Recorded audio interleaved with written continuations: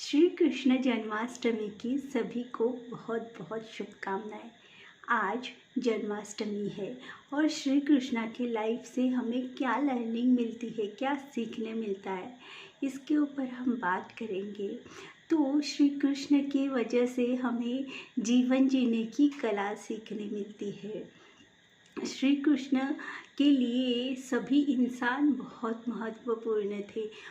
वो कहते थे कि सभी इंसान बहुत महत्वपूर्ण है, सबका सम्मान करना चाहिए, हर एक को मदद करनी चाहिए, हर एक किसी को कष्ट नहीं देना चाहिए, भेदभाव नहीं करना चाहिए, सभी के साथ प्रेम से व्यवहार करना चाहिए, रिश्तों को संभालना चाहिए, क्योंकि हमारा जीवन बहुत महत्वपूर्ण है।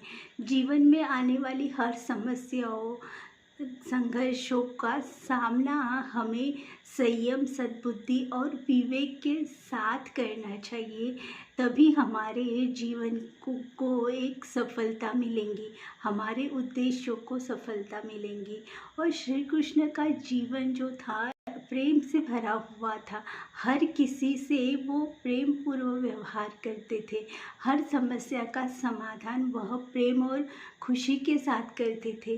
तो हमें भी उनकी तरह प्रेम पूर्ण व्यवहार करना चाहिए, अपनी लाइफ में हमेशा प्रेम को महत्व देना चाहिए। और उनके लाइफ से मुझे और एक कहानी याद आती है कि उनकी मित्रता की, फ्रेंड के बारे में।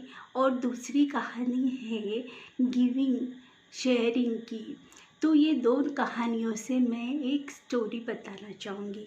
जब श्री कृष्ण के जो मित्र रहते सुदामा, वह बहुत गरीब परिस्थिति में रहते थे। तो वह एक दिन उनकी वाइफ और वो सोचते हैं कि क्यों ना श्री कृष्णा से मदद ली जाए। तो अपने पति से कहती है, सुदामा जी से, कि आप अपने मित्र के पास जाइए उनसे मिलने के लिए और कुछ मदद ले आइए।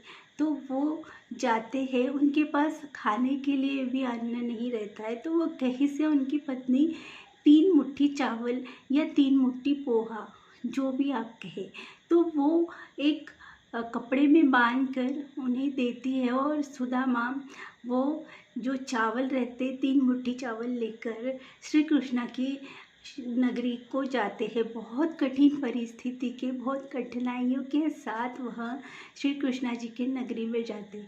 वहाँ पर लोग उनका मजाक उड़ाते कि ये कैसा मित्र, ये कैसे मित्र हो सकता है, इतना दरिद्र ब्राह्मण।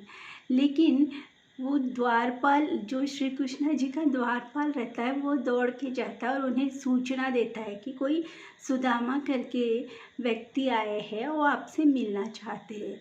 और इधर सुदामा को लगता है कि इतना अमीर श्री कृष्णा है, वो शायद मुझसे ना मिल पाए, इसीलिए मैं खुद ही वापस चला जाता हूँ। तो वो वापस जाते रहते हैं। तब श्री कृष्णा जो है वो उन पीछे पीछे दौड़ के नगरी तक आते हैं और उनको, सुदामा जी को गले लगा लेते हैं। तो लोगों को ये पता चलता है कि ये सच में श्री कृष्णा जी के मित्र है। श्री कृष्णा जी उन्हें, अपने मित्र को, सुदामा जी को अपने महल लेके जाते, उनके पैर धुलवाते, नए कपड़े पहनाते हैं, बहुत हंसी खुशी के साथ उनका आदर सत्कार करते हैं।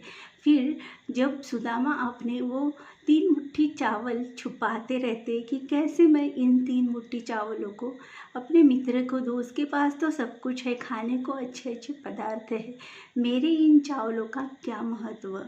तो वो उन चावलों को छुपाते रहते। तभी श्री कृष्णा की नज़र पड़ती और वो उनसे छीनते हैं जबरन, और उनमें देखते हैं तो 3 मुट्ठी चावल रहते हैं। वो उनको इतनी प्रसन्नता होती है कि भाभी जी ने मेरे लिए कुछ तो भेजा है।